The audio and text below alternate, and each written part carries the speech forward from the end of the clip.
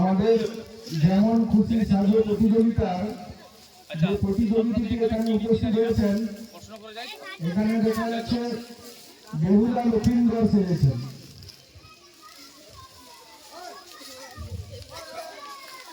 মামনি তুমি কি সেরেছো বলো? নাম্বার কেটে দেবো তাহলে? আপনি যদি উত্তর দেবেন তাহলে আপনি এখানে বসুন। তাহলে এই অভ্যাসগুলো মায়েদের বিশেষ থাকে, আর বাচ্চাদের সাপোর্ট করার যোগ তো লাগে। বলো কি সেরেছো? বেহুলা। তোমার স্বামীর নাম কি? বাহ, তোমার স্বামীর কি হয়েছে? হ্যাঁ বলো, কিসে কি জন্য মারা গেল? বলো বলো, ভয় কিছু করবে না, বলো ভালো হচ্ছে। হ্যাঁ বলো বলো, বলতে পারবে? Thank you thank you. হ্যাঁ, মানে যারা এই অনুষ্ঠানটা আপনার সাজাচ্ছেন না, এরা কি ওভারফ্লো করাবে না, জিনিসটা যেন কিছু বলতে পারে। ঠিক আছে, থ্যাংক ইউ। সবাই একটা হাত তালি দাও, দারুণ ফেলেছে বেগুনের মধ্যে। ভূমিকা হচ্ছে প্রত্যেকটি গার্ডিয়ানদের যে দৃশ্য দেখাবেন সেই দৃশ্য সম্বন্ধে ভালো। এটা কে লিখেছে লেখাটা? তুমি লেখনি, কে লিখল?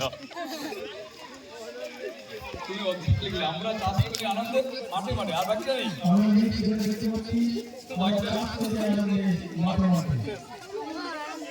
ঠিক আছে, আচ্ছা চাষি ভাই,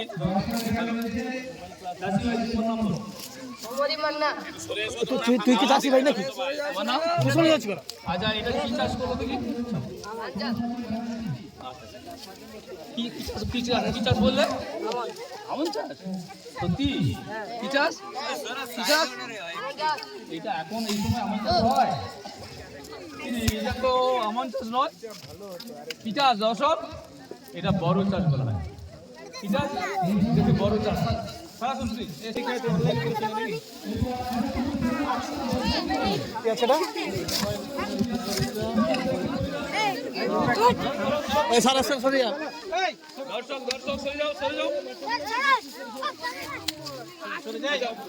অভিনয় করছে কজন?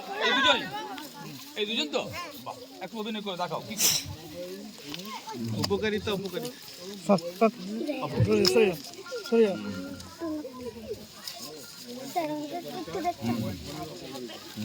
একটু উপকারিতা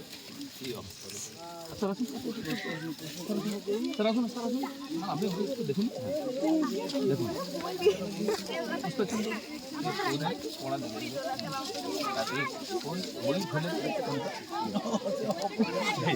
আচ্ছা মামনি তুমি কি করছো বলো তো?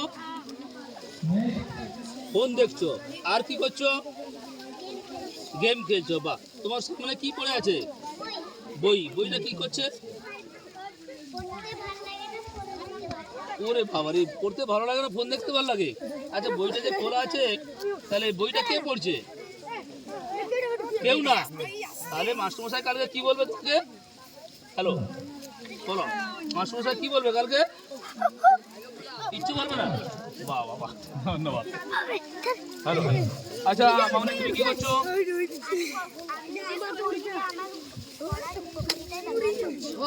কি করছো বলো?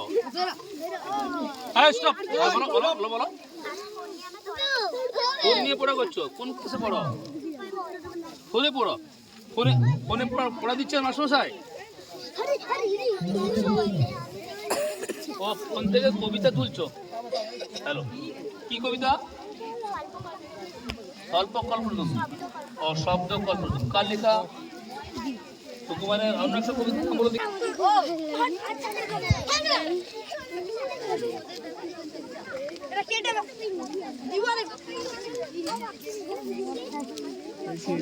এটা দেখছো?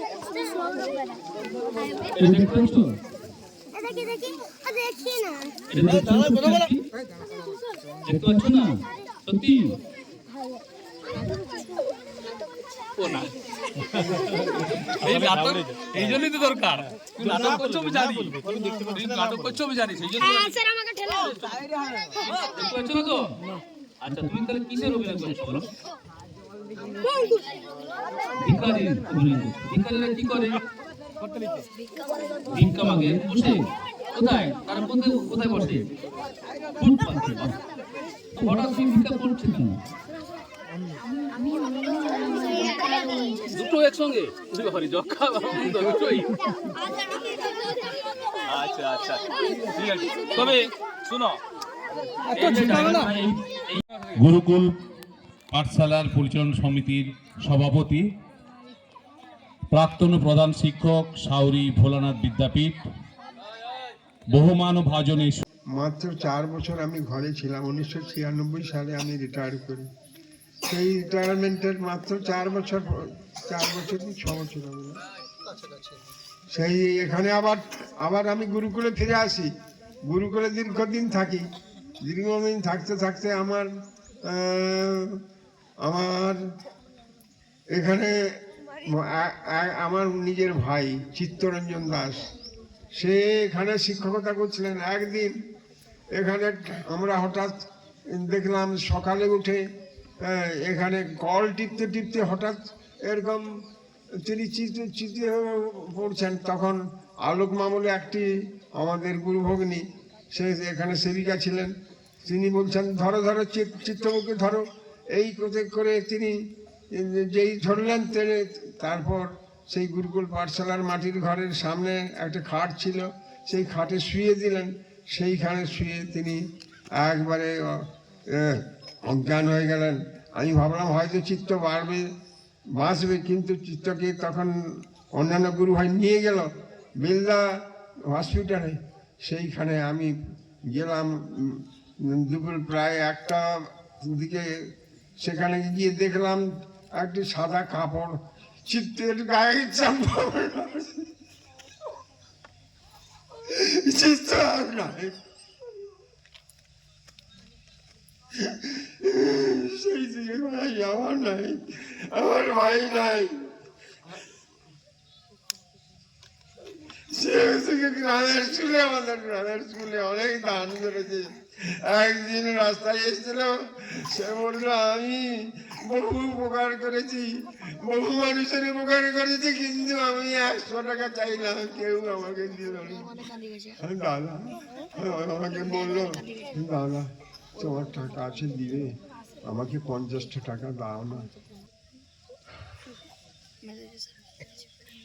তারপর থেকে আমার ভাই চলে গেল, স্বর্গে চলে গেল, আর আমি অভাগা পড়ে থাকলাম আমার গ্রামে।